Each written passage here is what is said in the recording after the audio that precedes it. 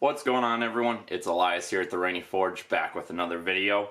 If you haven't already checked out my most recent video, the first in my tips and tricks for the knife maker series on making Damascus, why don't you go ahead and pause this video and go watch that and come right back, because what we're doing today is kind of building off of that a little bit. We're going to do something a little fancy. Let's jump right into it.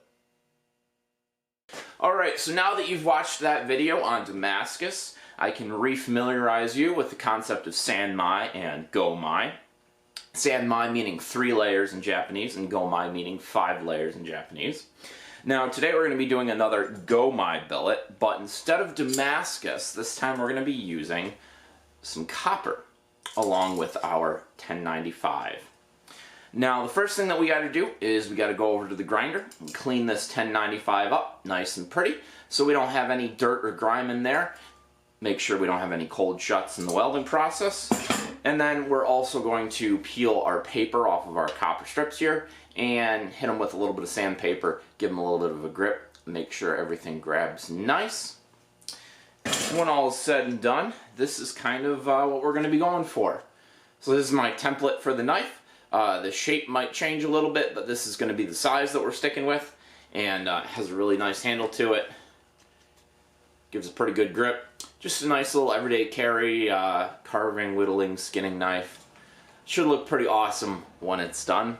And we're also going to be making a cross draw leather sheath for this guy, so I can show you how to do a cross draw. But let's jump right into it and clean up our steel.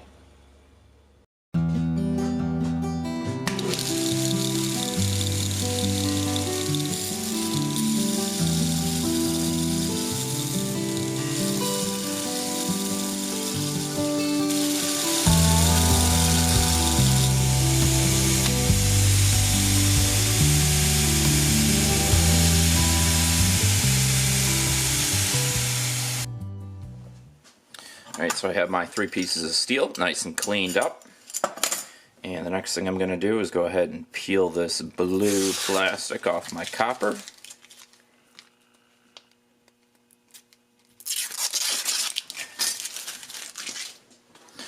And then I'm just going to take a piece of sandpaper. This is just some 80 grit sandpaper. You probably have lying around somewhere. Seems like everyone has 80 grit sandpaper lying around. I don't know why. I guess it's just the most common thing. But we're just going to give our copper a quick rub down here. And that just gives our copper a little bit of grip. And it also knocks off any little feathers on the side, any little burrs. So our copper sits nice and flat on our steel. So just like that, pretty nice and easy and simple. I'm going to do up the other one. I'm going to clean everything off with some acetone, make sure there's no oils or dust on here whatsoever, so we get nice clean welds. And then we're going to make our stack.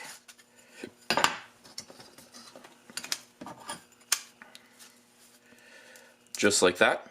And we're going to hop out to the welder, and I'm going to show you what's so special about doing this billet versus the last Damascus billet that I did.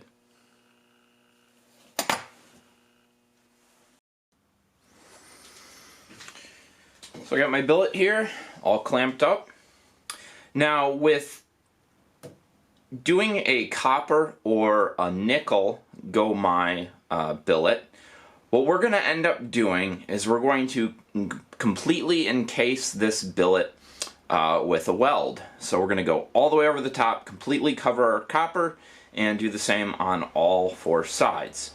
Now the reason for this is we are trying to make a sealed container, essentially, where no oxygen is going to get in, so our steel doesn't oxidize in the time that it takes for our copper to melt.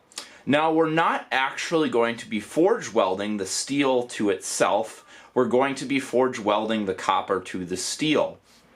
Now the way that that works is when we get the steel hot enough, the copper has already melted and it will have somewhere to kind of grab on and bond like a super glue. But again, we have to make sure that that's done in an oxygen poor environment so the steel doesn't get oxides on it And if that happens, the copper doesn't stick to it. So, again, what we're going to do is we're going to go through with our welder and put a nice bead all the way along the top and the bottom and both sides to make sure that that copper can't escape and no oxygen can get in to our billet.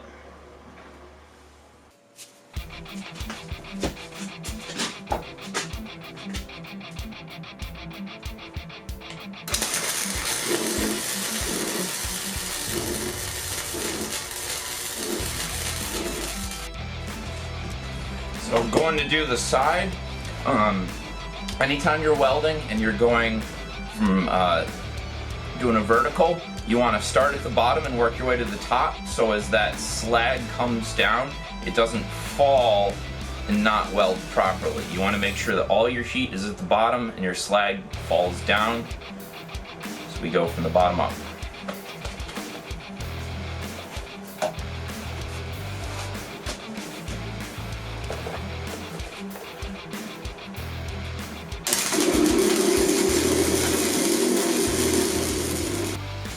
So now that I have my billet all welded up, I'm just going to spray it down real quick with some WD-40. And that'll just seep into any cracks that are in there. Make sure that no oxides build up in the forge process.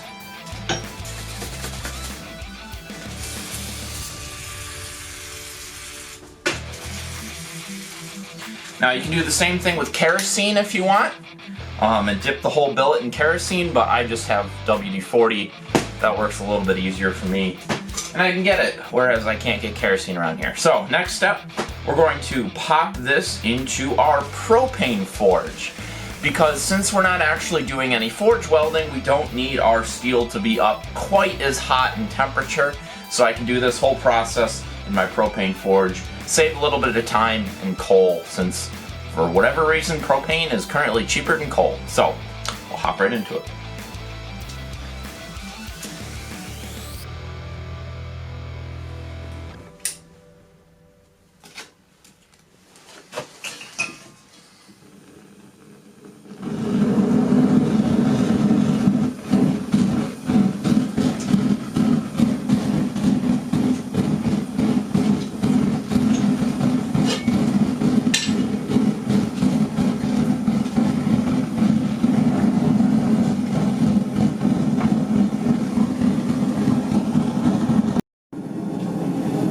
Now I've got my billet nice and hot, and the first thing we're going to do is smack it flat a couple times.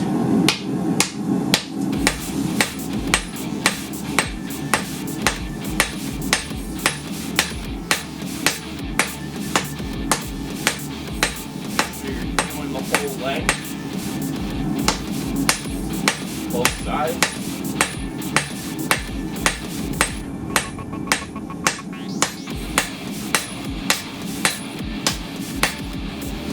Now I'm going to put a little bit of flux on the side just in case there's any openings.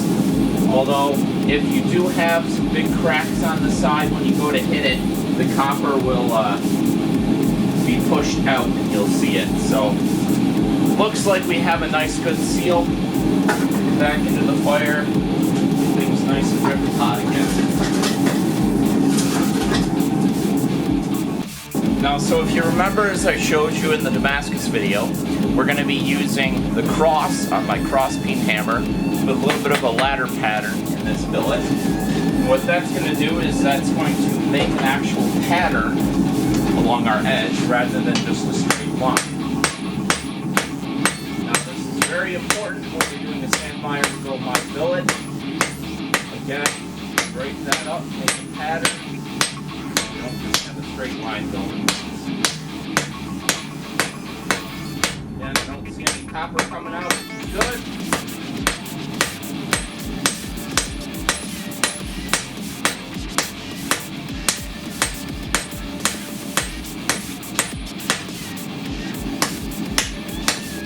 Alright, that's pretty good.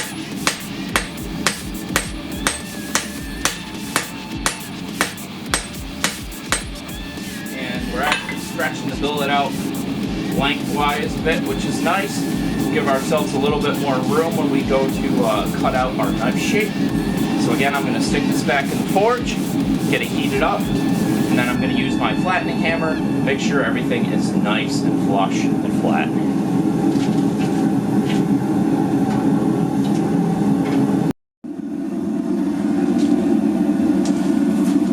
So I've got my flattening hammer here.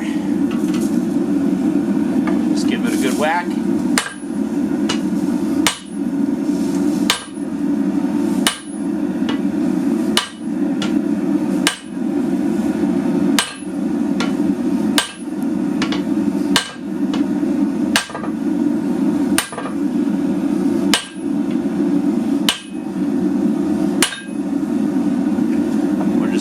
Heat it back up, do that on the other side until we don't have any more of these little divots in here.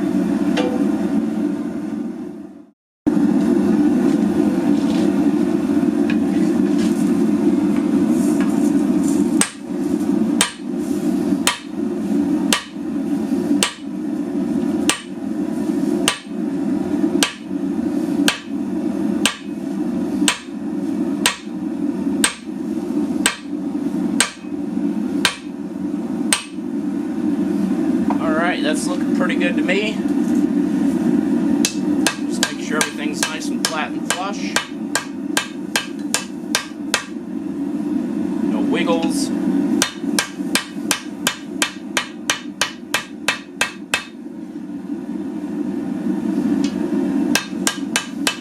Alright, now we're just stick her back in the forge, let her cool down and anneal, and we'll get right back into making this knife. Alright, so I have my billet. I ended up flattening it a little bit more because it was just a little bit too thick for what I wanted. And I want to keep this blade at about 1/4 inch, if not a little bit thinner, if possible. Luckily, that gave me a little bit more steel to work with so I can make a little bit bigger of a knife.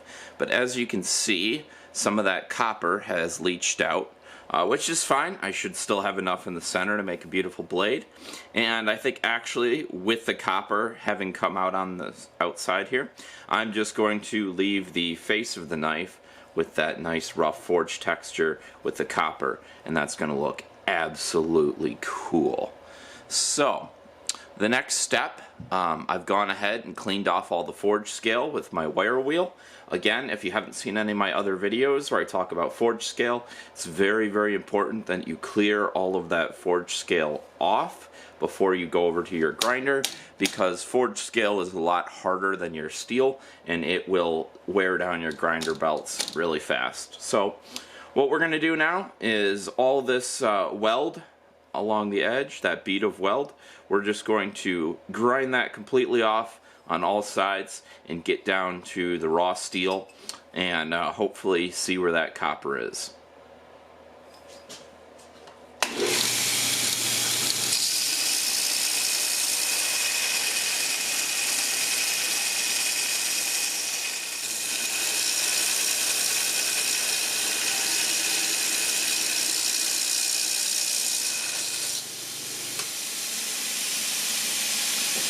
There we go. You can see the cross section.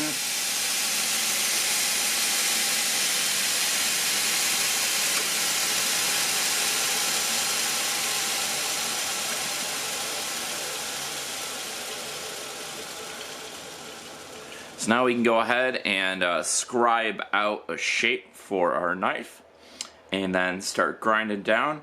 We'll probably have to cut a little bit of material off for the tip, but thankfully shouldn't be too much on my angle grinder. Mainly just the big grinder here, getting that shape. Then we'll put a nice tall bevel on it, a little choil, and maybe some jimping on the spine. We'll see when we get to it. We'll see how this knife is turning out. But let's scribe a knife out. So here's what I'm thinking for the knife shape. It's kind of similar to the cutout that I showed you at the start of the video, just a little bit longer now that I was able to draw the material out further. But we'll have a nice little choil here and a little bit of a finger grip here in the back as well. And that's where kind of the hand will sit on the knife. So I got plenty of room on the handle. And we're going to do a nice, just a nice kind of steady curve to the whole knife. And a pretty nice sharp curve up so we have a good piercing tip, And again, the knife, it's going to be a full flat grind, probably actually with a little bit of a Scandi edge on the end, but I'm going to try and get as tall as I can with the flat grind, go all the way across, and so we really have that nice beautiful layer of copper that we'll see in there. Again, I'm going to leave the forged texture just on that little bit of the spine there once we get into the grind. But for now, first things first, I'm going to go over to my angle grinder and I'm going to cut off right here and right here instead of trying to do that on my big grinder, just because grinder belts are expensive and that takes up a lot of life to take that much material off. So let's do that.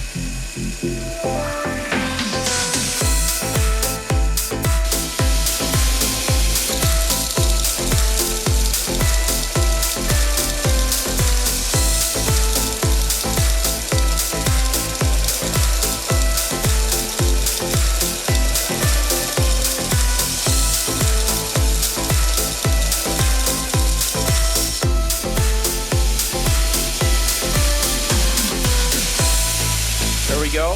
There's our nice tall bevel, and I'm going to go over to a 60 grit now, give it a final work before we go over and do some handle pin holes. But I wanted to show you guys, I've got a little tiny area right there where the copper didn't quite want to grab, but that's totally fine. That'll sort of disappear as we clean the knife up. Just want to keep an eye on it, especially when I go to do the heat treatment. And, you know, that happens every once in a while. There probably just was a little piece of dust or something in the middle of my billet, and that's why that happens. So, again, you just got to be very careful and just double check as you're doing everything and make sure everything's nice and clean before you weld everything together. But overall, I'm very, very happy with this blade. It's a little bit on the thicker side, so we'll see how that turns out once it's finished, but I'm happy with it. I like the size, I like the shape. It's going to make for a pretty kick-ass knife.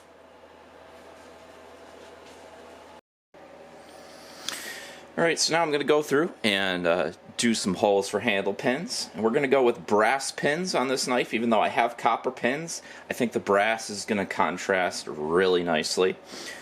So I'm going to go ahead and make a mark down here for a lanyard hole. And then kind of draw where my handle material is going to go.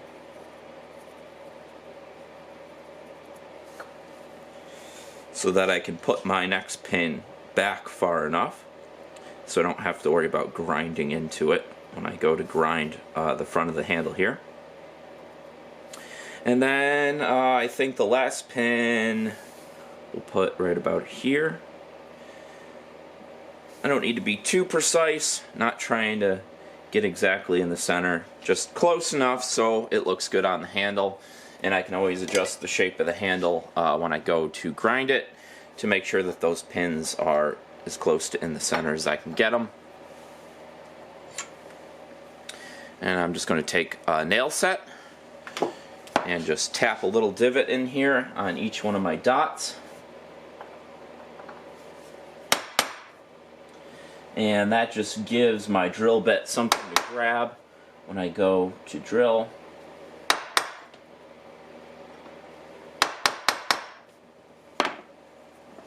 Otherwise, the drill bit likes to just kind of skate all over the place, and that doesn't work. So there's our dots for our pinholes. Oh yeah, and there's the blade after taking it to 60 grit. I'm liking this knife a lot. This is going to be a really sweet knife. But all right, let's go over and we'll drill those pinholes.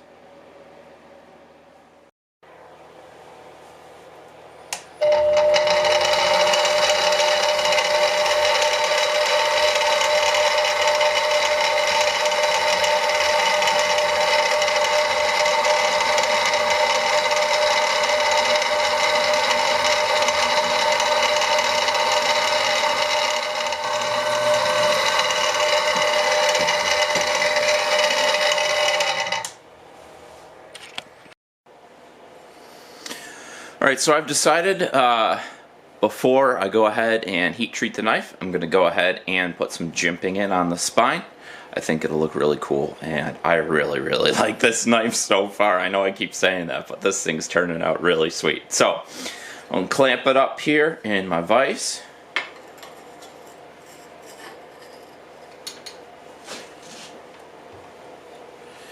And then I'm going to take my triangular file and pick a spot that is going to be ahead of where the handle scales are, and just kind of give it a slight angle. Make sure I'm nice and perpendicular to the spine of my blade here, and just give myself a little groove here for a start, and then I'm going to hop in and just really work this file down and watch. And I'm looking to get about a third of the way into the spine or so.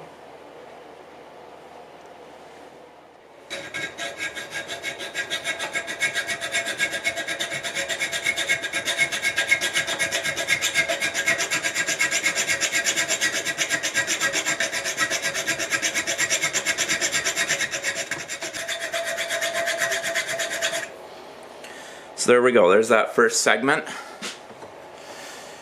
And I'm gonna go probably do 2 more of those segments down to about here or so on the blade. But if the camera will focus here, there is that first little triangle there. That's how it looks on the spine. And then I'm going to take my Dremel tool and we'll do grooves here and grooves here and on the other side. But first things first, I'm going to go ahead and do the rest of my little triangles, and then we'll hop over to the Dremel tool.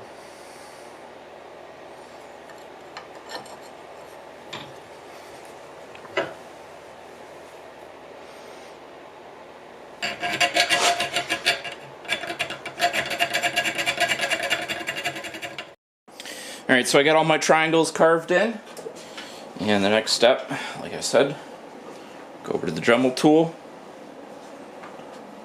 We're going to be carving right here where the little flats are. Might be too close to, nope, we're good. Say sometimes I get too close to my vise when I gotta move the knife. But yeah, just enough room to get this one nice and perpendicular. Now you want to be very careful in between your triangles.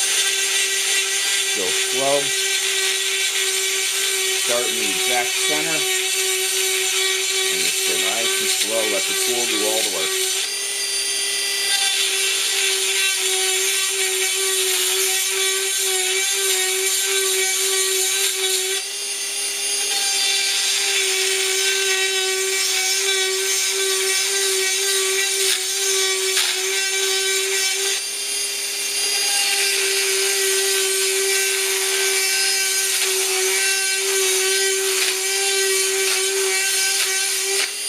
Switch over to the other side and take her out for heat treatment.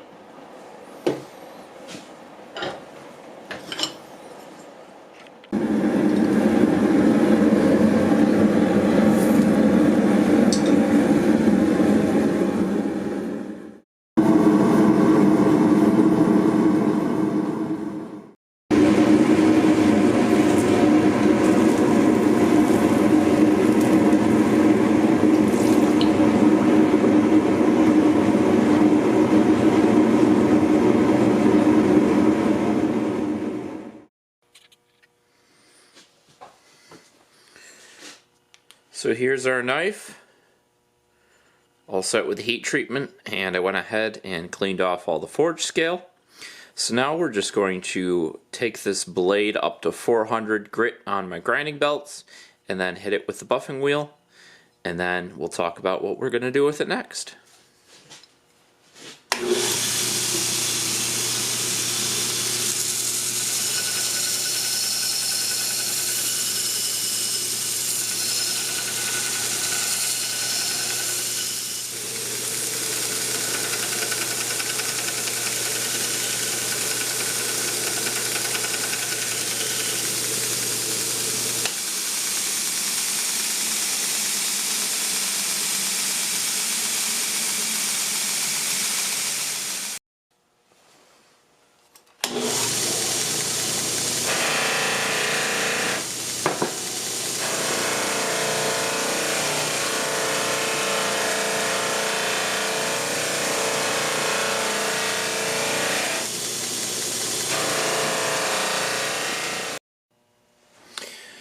So before we take the next step with the knife, real quick, I wanted to just make a little cutout for the sheath.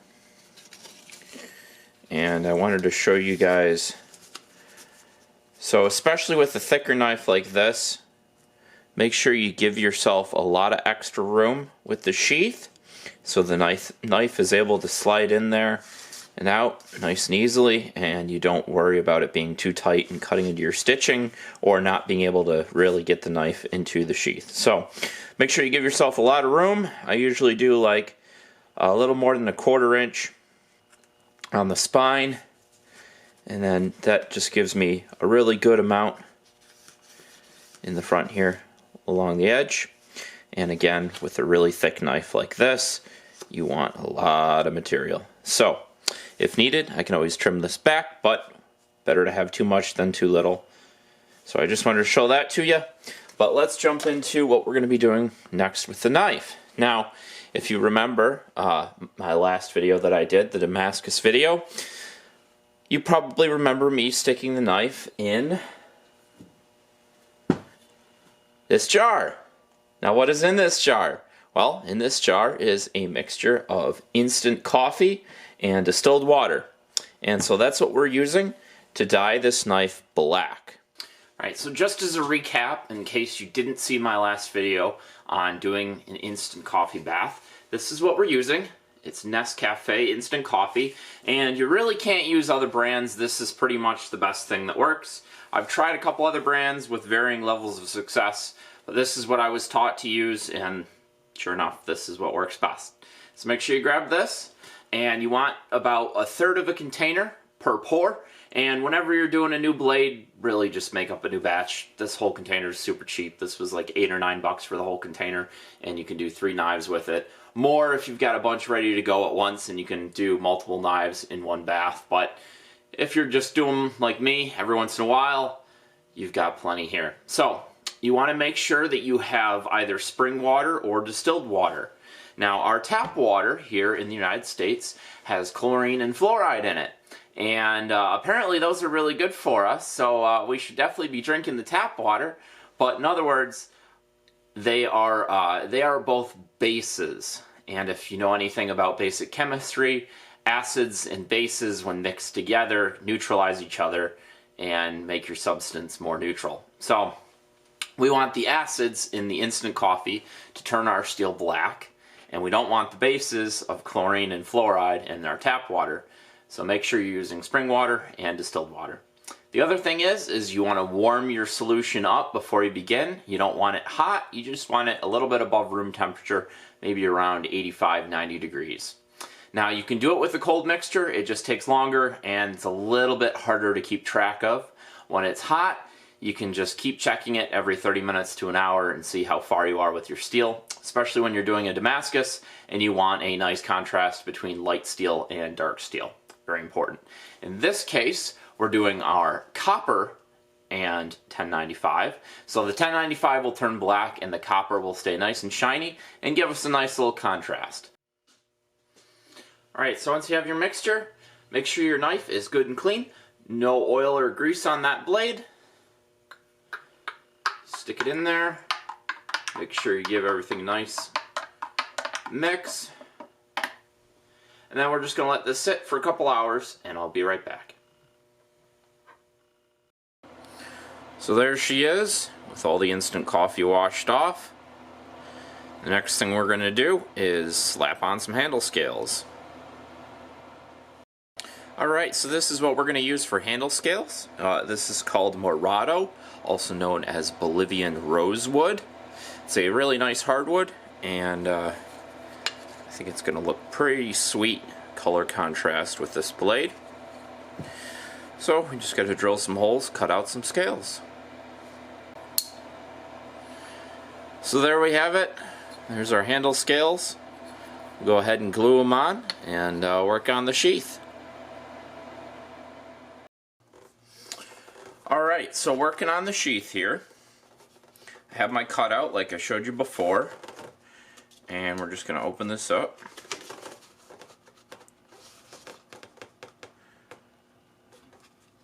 And get it as close to the edge as I can. Save material. And we're just going to trace this out real quick.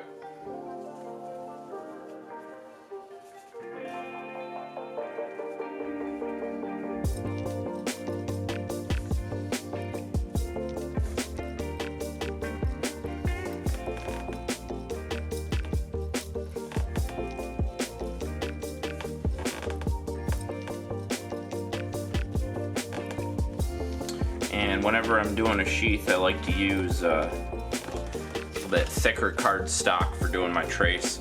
Makes things a little bit easier, a little bit cleaner. So now that I have that all traced out on my leather, I'll grab my leather knife, make sure she's nice and sharp.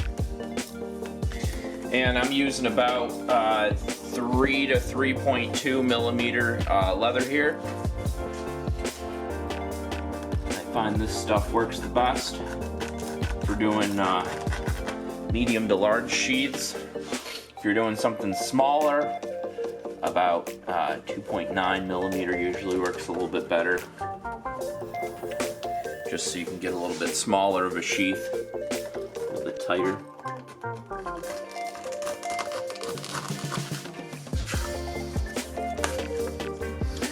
And there we have it.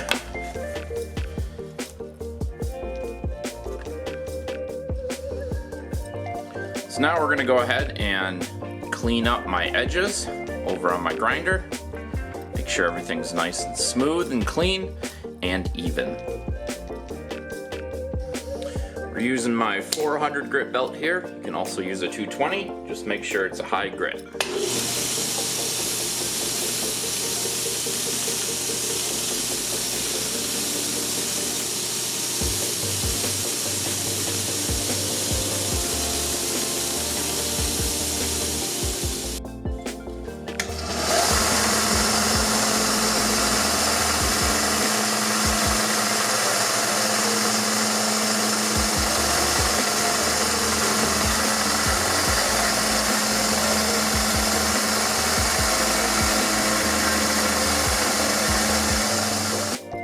So the next thing we got to do is go inside and run some warm water and just cover this sheath with a little bit of warm water just to loosen it up, make it nice and soft so we can fold it over, since we need to figure out exactly the length for our belt strap to do a cross draw. So we got a good amount of liquid on here, and now I'm just going to fold it over. Pinch everything nice and tight, line everything up as best I can.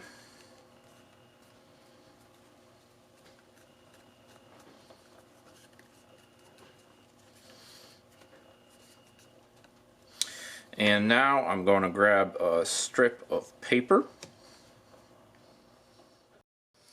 So I've got this belt loop cut out that I was using on another knife. I'm just going to line this up on here, kind of where I want it.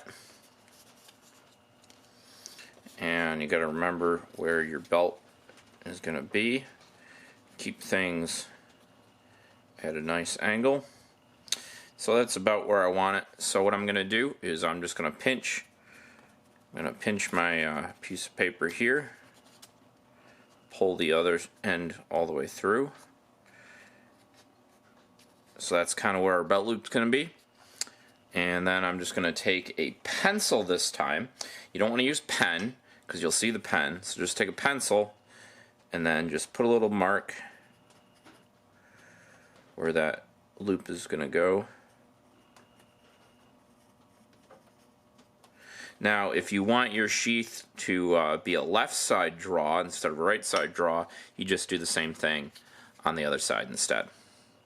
But so now we'll go to the other side and make sure everything is nice and straight on that loop. Flip our sheath back over. Then I'll scribe a line down here where we're going to cut it.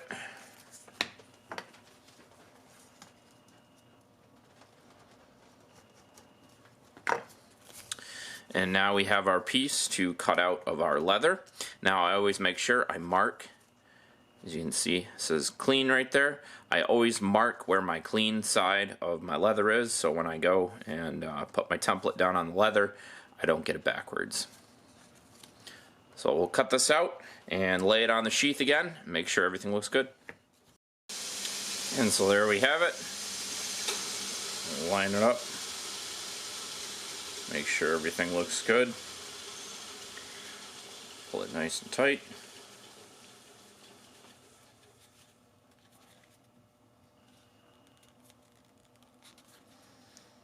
And just a little bit too short, so I'm just going to pull it all the way to the edge because that's the most important thing.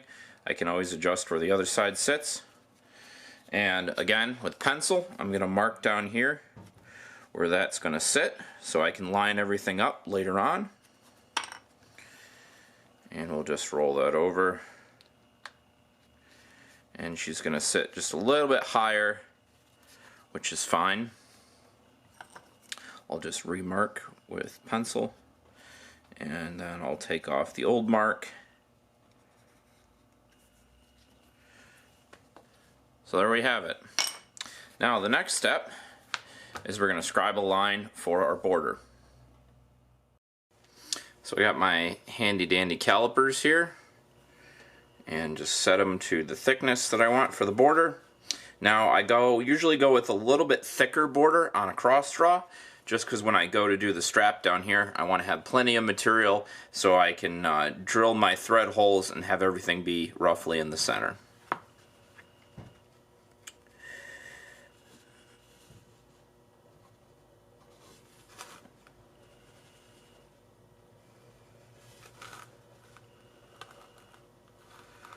And just have everything nice and even.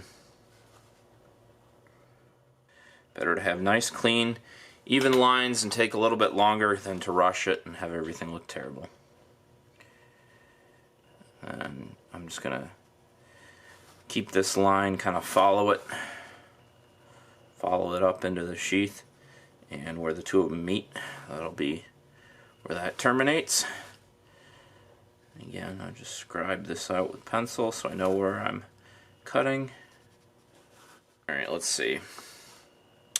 I think I'm just going to round it. I mean, this will be hidden by that belt loop, so you won't see it, but I'm just going to kind of round it off like that. Everything looks good. And next thing is to grab our gouge tool and go ahead and just start cutting our lines.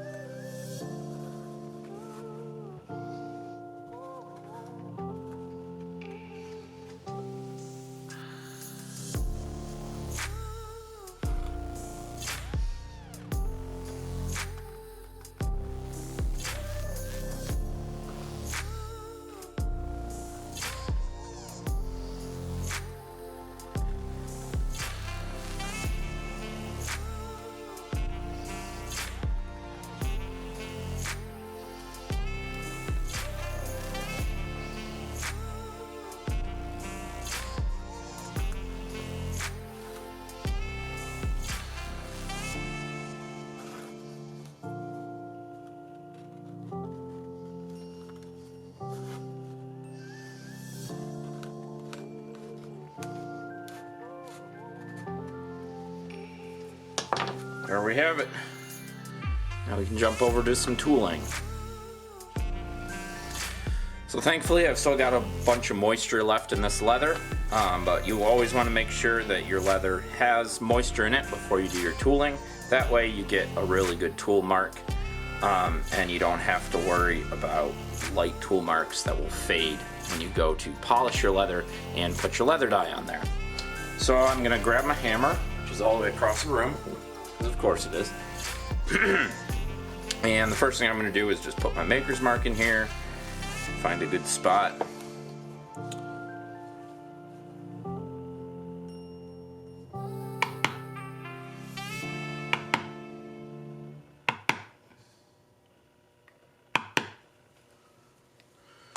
There's my little fish. And then I think for this sheath, let's see. I think for the border, I'm going to go with this stamp here. It's kind of a little shell sort of a design. And we're just going to give our sheath a nice border. And usually, with most of my stamps, I'll find a corner like that, and I'll just put a little stamp in the corner, and that way, so when I'm doing my border across, it kind of has a nice point where the pattern terminates and it doesn't overlap itself.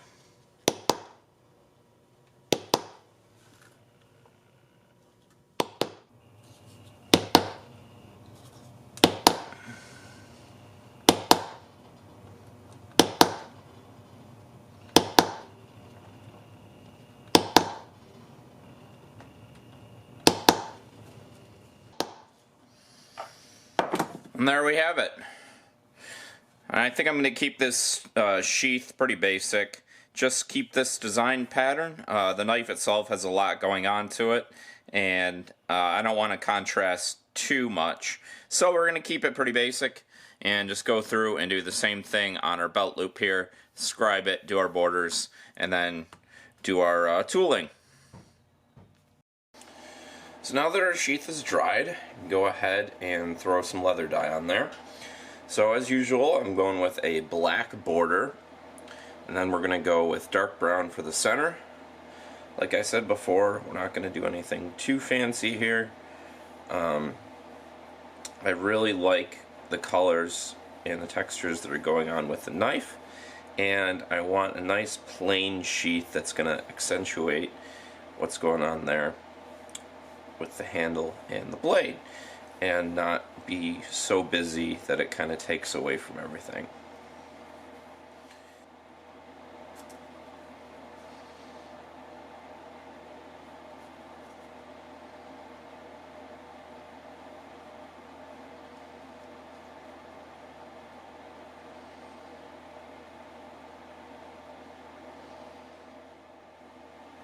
So there's our black.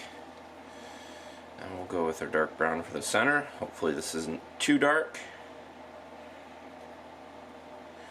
Sometimes different leather, it looks a little bit different, but this is perfect. Sweet. Awesome.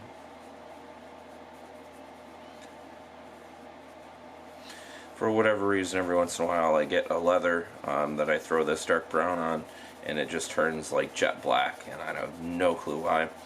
If there's any fellow leather workers in the comments, if you have any clue why that happens, like I said, it's not all my leather, just sometimes I buy some new leather and throw this exact same dye on there, no changes, and it turns jet black. So I don't know, maybe there's some chemical they're putting on it or something. I use all supposed to be vegetable tanned leather. Of course, I couldn't identify whether it's vegetable tanned or brain tanned. But that's what I buy. That's what it says, at least.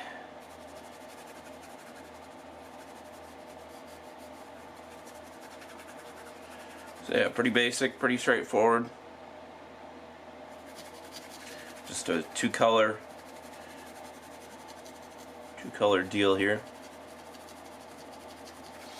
And I usually just kind of go about halfway with the sheaths. I actually used to do the whole thing on the inside, but I find that having a little bit of non-dyed in the sheath actually helps the leather glue to kind of bond fully, especially down at the tip. So I usually just go about that far with it. And there you have it. So now this gets set aside to dry, same thing with the belt loop, and then I will end up hitting this on my polishing wheel to give it the first round of polish, and then glue my belt loop on there, like so. And then we're going to stitch that up, and then we're going to fold the whole thing over, glue it up, glue the back half of our leather strap in place here. And I'm not sure how much of that I'll show you, but whatever we get to, and I'll be right back. So here's handle scales on the knife, and I've decided instead of a lanyard hole here in the back, I'm going to do two steel case 556 shell inlays. But now we're going to just shape the handle up and get her nice and polished.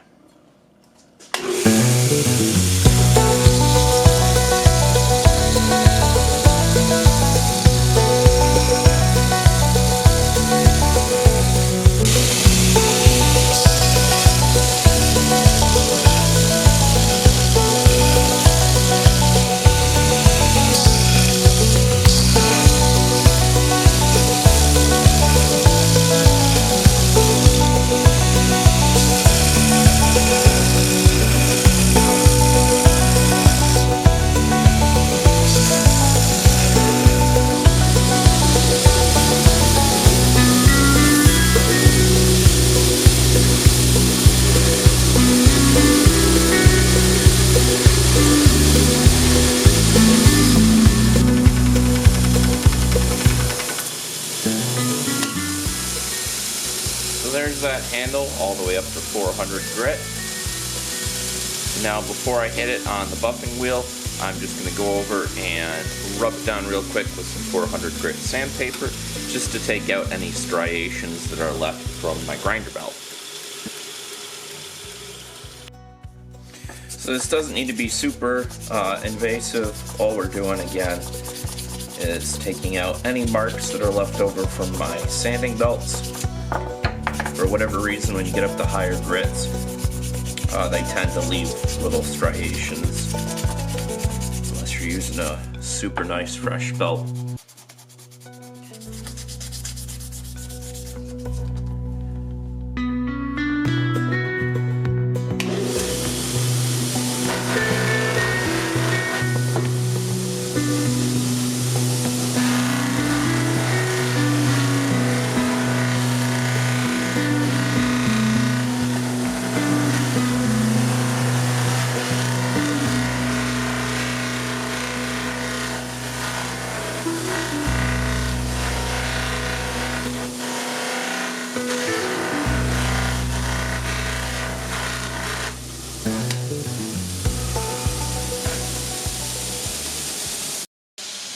So now that we've got that handle all nice and polished, the next step is to do our steel case inlays.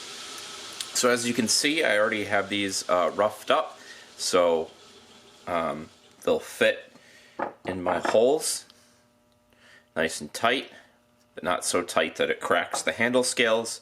If you don't make sure that the diameter of your inlays is almost exact to the hole that you drill in the handle, you have a really good chance of cracking your handle material, and then that's a lot of time and effort that you have to go back and redo. So very important, just on your grind belt or whatever you're using for a grinder, just trim these down as best you can to make sure that they fit nice and snug, but not too snug. Now the next thing I'm going to do is I'm going to go over to my angle grinder and cut both of these down so I have just the bottom there. And it really doesn't matter how much material I have left, because after I cut these down, I'm going to go over to my grinder and clean them up and trim them down to the exact length I need so they're not sticking out on the side of the handle scale, and that they sit nice and flush with the rest of the handle. Make sure you always have your safety squints on, especially when you're angle grinding.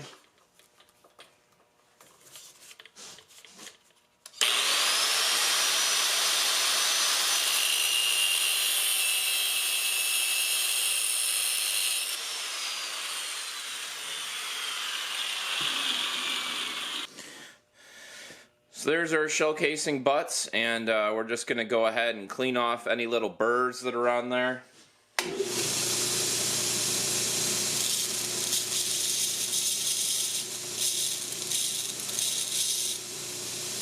And then also we're going to grind them down to the thickness that we're looking for.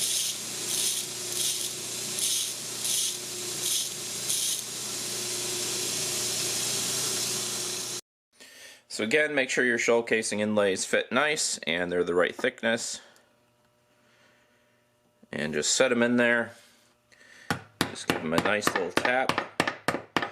If you feel like you have to put a lot of force into getting them in there, just stop, find a way to pull them out of there, and trim them down more. You really don't want your handle scales to crack. And if you took off too much material, that's fine. You just put a little bit of epoxy in there. But if they're nice and tight and snug, you don't need any epoxy. They're not coming out of there like ever. So there we have it. And last thing to do with the knife is to just put an edge on it, and then we'll show the final product off.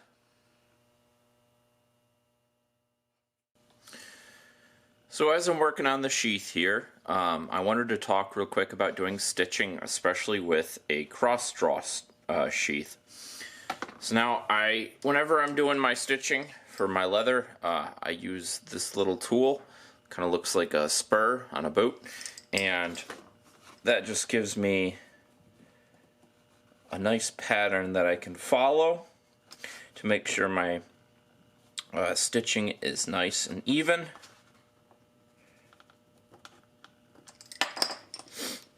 So it's very important when you're doing a cross draw that we want to start with our strap here. We want to secure this down. Now, currently I have the sheath all glued together with some 5-ings leather cement. And likewise, I have this strap glued down here so it's not going to move around at all when I go to drill my holes for the stitching. Now, I drill all my holes for stitching. Some people like using punches. It's really just personal preference what you like to do. When I started doing leather work, I used a punch, and eventually I found that it was so much easier to just go on my drill press with a really tiny drill bit and just drill my holes. So that's what I like to do. Now, no matter what you're doing, it's very important, especially with our strap here, that you make sure that your punch or your drill bit or whatever you're using is perfectly square with your material. So I have this little punch that I'm going to use to put a rivet hole here at the top, but I'm just going to use it to show you here real quick. We want to make sure that whether it's our drill bit or our punch, we are perfectly square with the leather so that when we come through on the other side of the sheath, which is the side that will be visible, everything looks nice and clean and we're not too close or too far away from the edge. Likewise, once we stitch up our strap here, we go and drill our holes for the rest of the stitching. We're going to be drilling them with the sheath facing this way. So it is very important, again, we make sure everything is nice and straight up and down so that when we drill through, we have a beautiful line that goes all the way across, because this is where our stitching is going to show when you're wearing the sheath.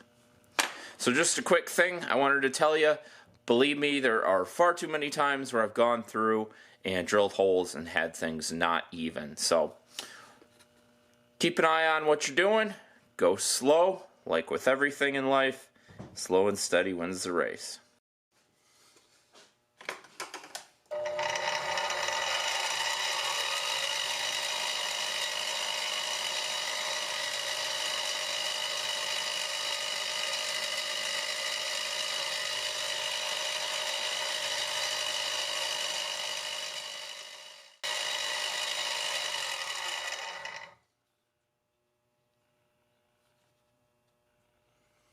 Nice and even right down the center there.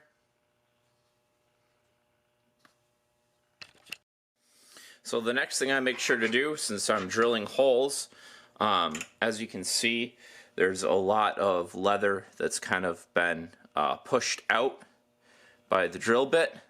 and looks really ugly. And we don't want that. So the next thing that I do with all of my holes is I take my handy dandy nail set here and just put that in the holes. Just give it a nice little tap.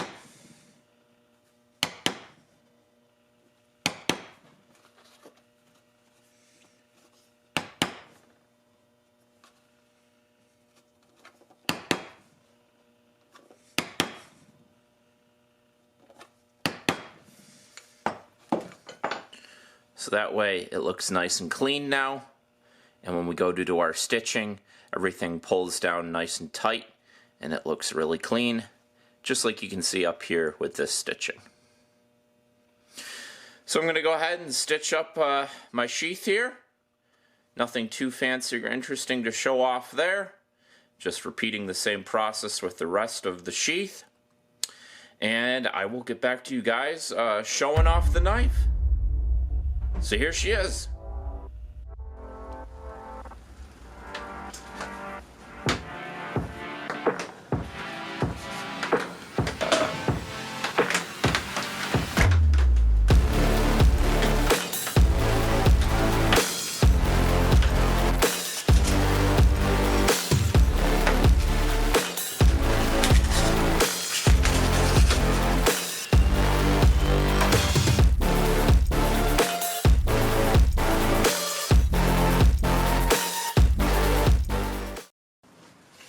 Thanks for watching till the end. If you liked this video, please go ahead and hit that big like button down below.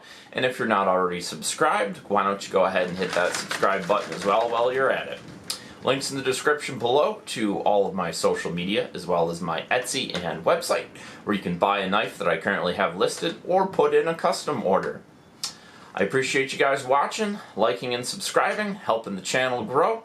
And as always, until next time, keep on keeping on.